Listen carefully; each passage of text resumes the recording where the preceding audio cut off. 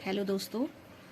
तो मैं हाज़िर हूँ आपके साथ और मैं फुर्सत में बैठी हुई हूँ। कोर्ट जा नहीं रही हूँ तबीयत की वजह से। मेडिसिन मैंने ले ली है। एक दो खुराक मैंने ले ली है, 2 डोज हो चुकी हैं, तो उससे काफ़ी मुझे रिलीफ मिला है। डॉक्टर SP सिंह की मैं दवाई लेती हूँ जब भी मैं बीमार पड़ती हूँ। और मैं आपको जो बता रही थी कि एक किस्सा बताऊँगी लेकिन उससे रिलेटेड जो बात है वो ये है कि मेरी दादी थी, अब वो नहीं है इस दुनिया में। तो वो मैं उनसे कहा करती थी कि दादी मतलब हमारे घर पे कभी अंडा नहीं आता है। तो वो तो बिल्कुल प्याज लहसुन कुछ भी नहीं खाती थी। और हमने प्याज लहसुन अब खाना शुरू कर दिया है, लेकिन पहले हम वो भी नहीं खाते थे। तो अंडा हम अभी भी नहीं खाते हैं, हमारे घर पे कभी अंडा नहीं आया। तो मेरा बचपन में बहुत ही एक मतलब चाह थी कि मैं अंडा खा के देखूं कि ये कैसा होता है। तो मैं अपनी दादी से कहा करती कि दादी जी अंडा तो नॉन वेज नहीं है, इसमें क्या नॉन वेज है, ये तो नॉन वेज, इसमें तो कुछ भी नहीं है।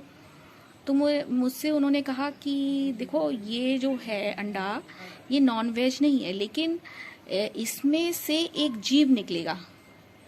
तो अगर आप उसको खा लोगे तो वो जीव नहीं निकलेगा, नहीं बनेगा।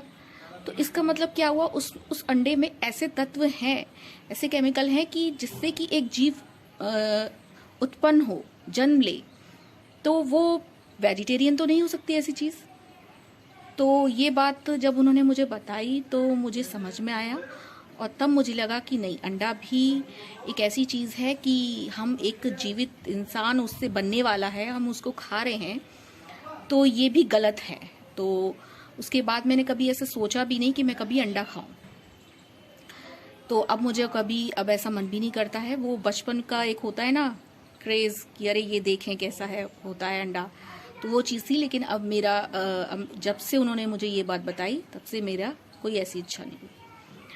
तो ऐसे ही इससे रिलेटेड एक किस्सा है, और एक और किस्सा है वो मैं आपको बताती हूँ कि आज से काफ़ी साल पहले मैं एक कॉलेज में पढ़ाई करती थी, ACN कॉलेज। तो वहाँ पे एक हमारे साथ की फैकल्टी मेंबर थे जो कि मुस्लिम धर्म से थे।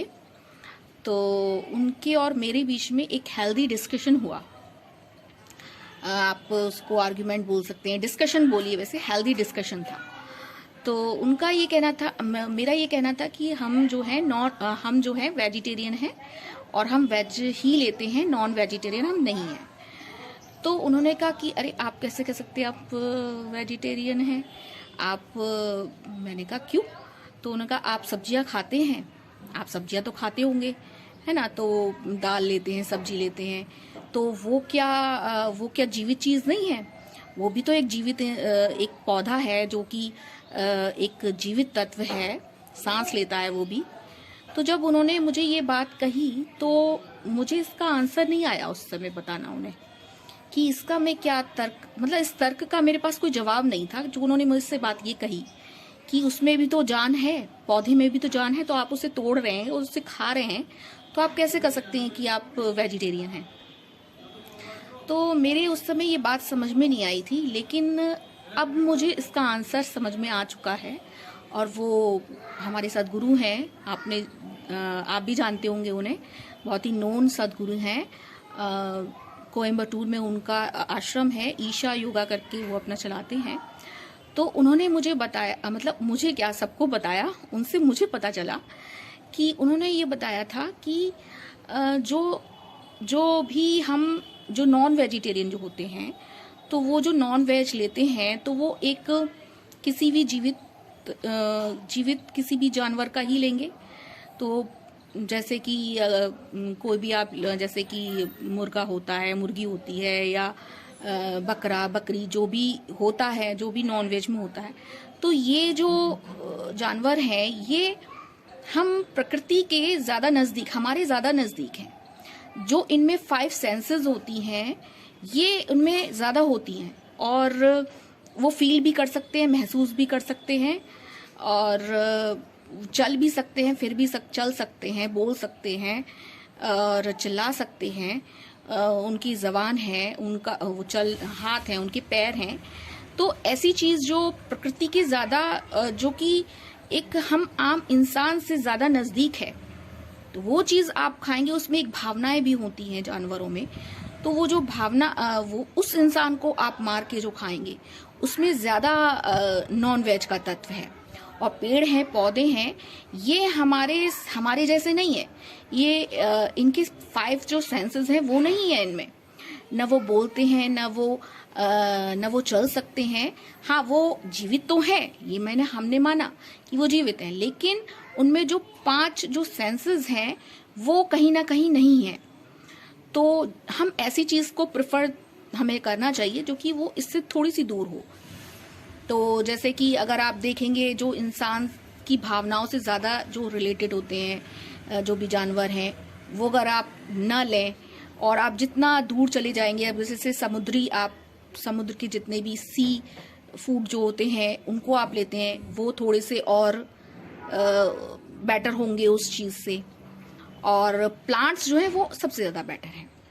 तो ये मुझे इसका आंसर मैं उनसे कह सकती हूँ, अगर वो सुन रहे होंगे इस चीज को। तो अगर वो मुझसे सहमत हैं तो मुझे कमेंट करके बताइए। अगर वो सुन रहे हैं मुझे तो मुझे कमेंट करके बताइए कि क्या एम आई राइट।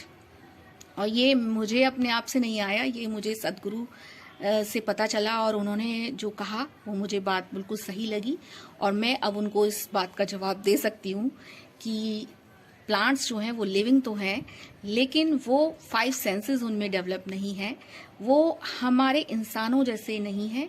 तो हम जितनी ऐसी चीज़ों को लेंगे वो ज़्यादा बेटर है जानवरों की से। तो आई होप कि आप लोग भी मेरे से सहमत हों तो मुझे बताइए, नहीं है तो भी बताइए। तो फिर गाइज मैं आपको नेक्स्ट ब्लॉग में, इस ब्लॉग में अभी इतना ही। बाकी आप